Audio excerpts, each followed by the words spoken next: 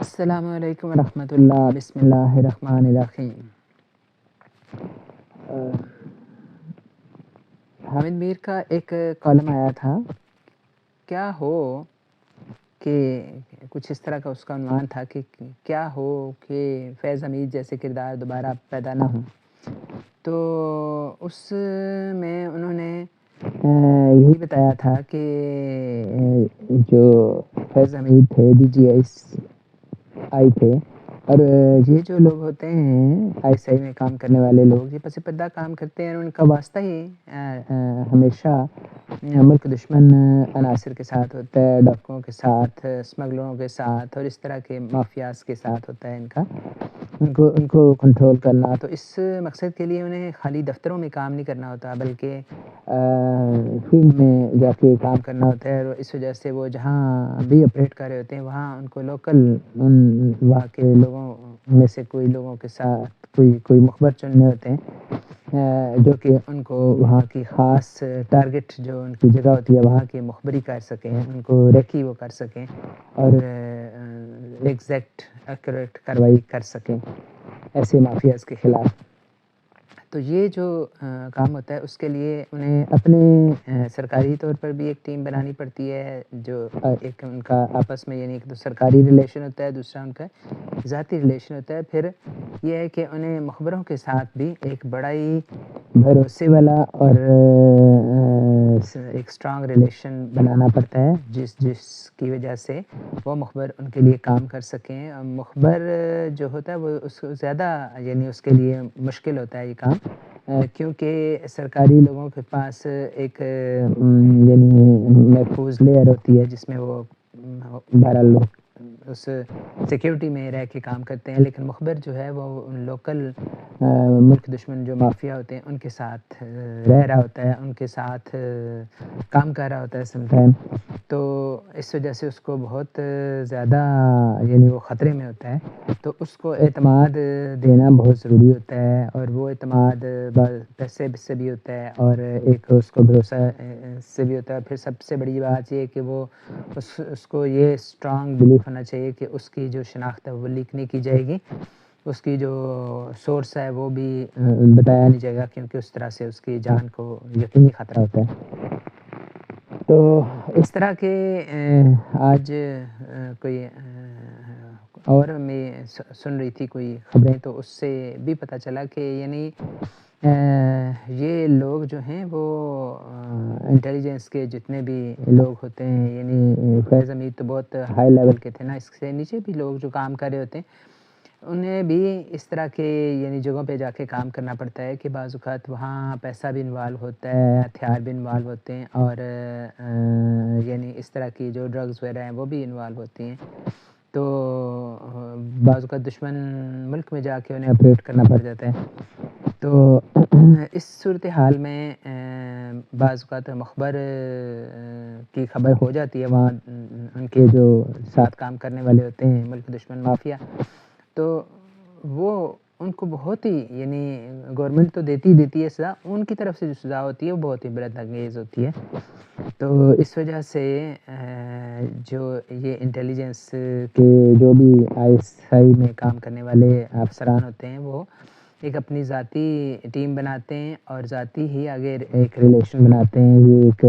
طے شدہ بات ہے، جب فلموں وغیرہ میں بھی ہم دیکھیں، ناولس وغیرہ میں پڑھیں تو اس طرح کی باتیں پتہ چلتی ہیں۔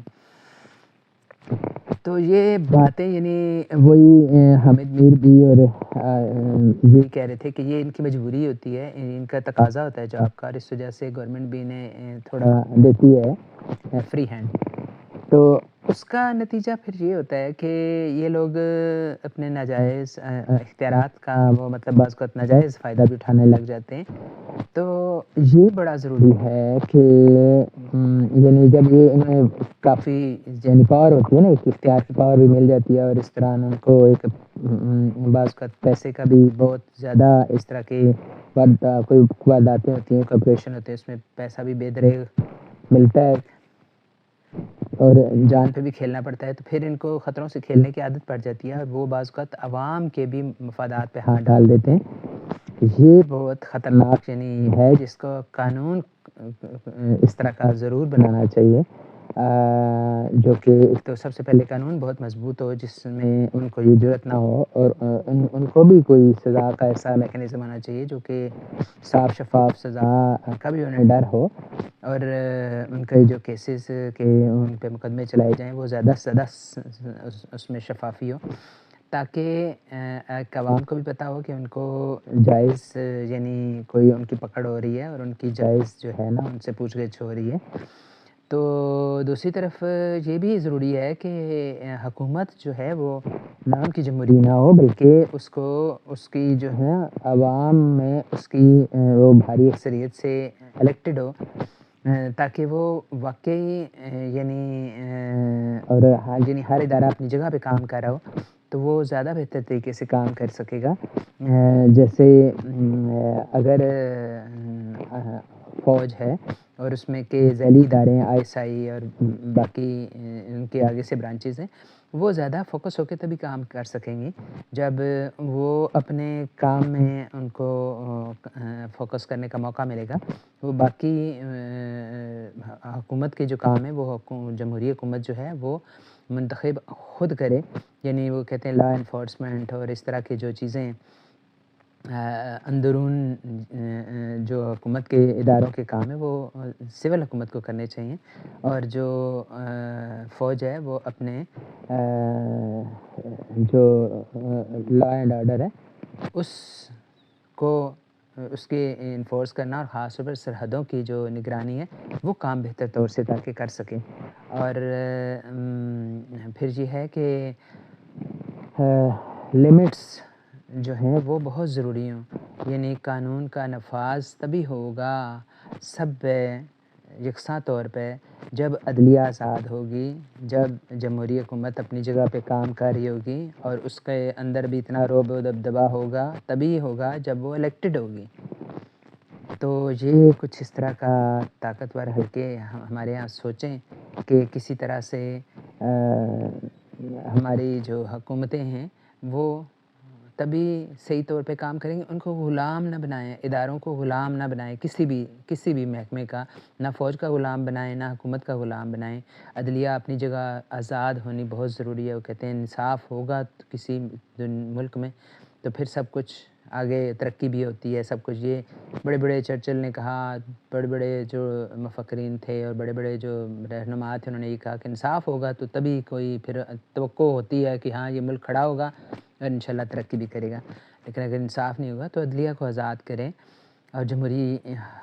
حکومت کے لیے صحیح صاف شفاف انتخاب کریں، اور جو بھی الیکٹ ہو کے آئیں ان کا احترام ہو، ان کا جائز مقام ان کو دیا جائے۔ فوج اپنے